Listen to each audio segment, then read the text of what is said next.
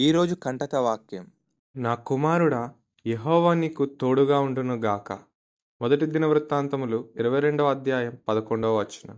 ప్రియులారా, దేవుని హృదయానుసారుడైన దావీదు భక్తుడు అతని కుమారునితో పలికిన ఈ మాటలను మన హృదయంలో భద్రం చేసుకుని వారమై ఉన్నాము. దావీదు తన కుమారుడైన సొలొమోనుతో ఇలా అంటున్నాడు: ఇశ్రాయేలుల దేవుడైన యెహోవాకు ఒక మందిరమును కట్టవలసినదని అతనికి ఆజ్ఞ ఇచ్చెను.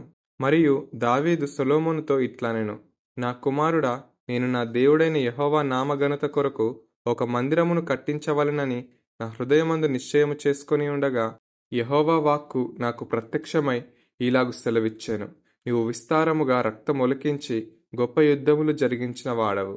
నీవు నా నామమునకు మందిరమును కట్టించకూడదు. నా సన్నిధిని నీవు విస్తారముగా రక్తము నేల మీదికి ఓడ్చితివి. నీకు పుట్టబోవు ఒక కుమారుడు సమాధానకర్తగా నుండును. చుట్టూ ఉండి అతని శత్రువులనందరినీ నేను తోలివేసి అతనికి సమాధానం కలుగజేతును. అందువలన అతనికి సొలొమోను అను పేరు పెట్టబడును. అతని దినములలో ఇశ్రాయేలీయులకు సమాధానమును విశ్రాంతియు దయచేయుదును. అతడు నా నామమునకు ఒక మందిరమును కట్టించును. అతడు నాకు కుమారుడై ఉండును. నేను అతనికి తండ్రినై ఉందును.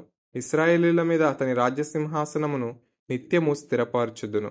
నా కుమారుడా, యెహోవా నీకు తోడుగా ఉండునుగాక. నీవు వర్ధిల్లి నీ దేవుడైన యెహోవా నిన్ను గూర్చి సెలవిచ్చిన ప్రకారముగా ఆయనకు మందిరమును కట్టించుదువుగాక.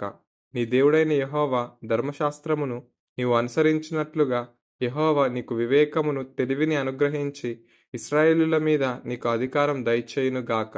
యెహోవా ఇశ్రాయేలీయులను గూర్చి మోషేకిచ్చిన కట్టడల ప్రకారముగాను ఆయన తీర్చిన తీర్పుల ప్రకారముగాను జరుపుకొనుటకు నీవు జాగ్రత్త పడిన ఎడల నీవు వృద్ధి పొందుదువు. ధైర్యము తెచ్చుకొని బలముగా ఉండుము, భయపడకుము, దిగులు పడకుము అని. ప్రియులారా, దేవుని మందిరాన్ని నిర్మించాలనే ఆశతో ఉన్న దావీదు భక్తుడు దానిని చేయలేకపోయాడు. కానీ తన కుమారుడైన సొలొమోనుతో ఆ కార్యం జరుగుతున్నందుకు అతడు సంతోషించి తన కొడుకును దేవుని మాటల చేత బలపరిచాడు. ప్రియులారా, దేవుని కార్యం చేసేటప్పుడు మనం కూడా ఈ వాక్యాన్ని గుర్తు చేసుకోవాలి.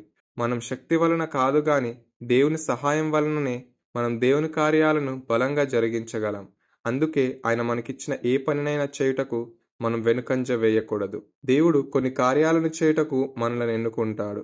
ఆ పనులను మనతో చేయించి తన నామానికి మహిమ తెచ్చుకొనుటకు ఇష్టపడతాడు. దావీదుకు లేని గొప్ప ధన్యతను సొలొమోనుకు దయచేసినట్టుగా ఎవరి వలన చేయని కొన్ని అద్భుతమైన కార్యాలను దేవుడు మన ద్వారా చేయించుకొనుటకు ఇష్టపడతాడు. అందుకే దేవుని కార్యం ఏది వచ్చినా సరే దానిని చేయుటకు నీవు బలహీనుడవైన దేవుని బలంపై ఆధారపడి దేవుని మహిమ కొరకై దానిని చేయువారమై ఉందాం.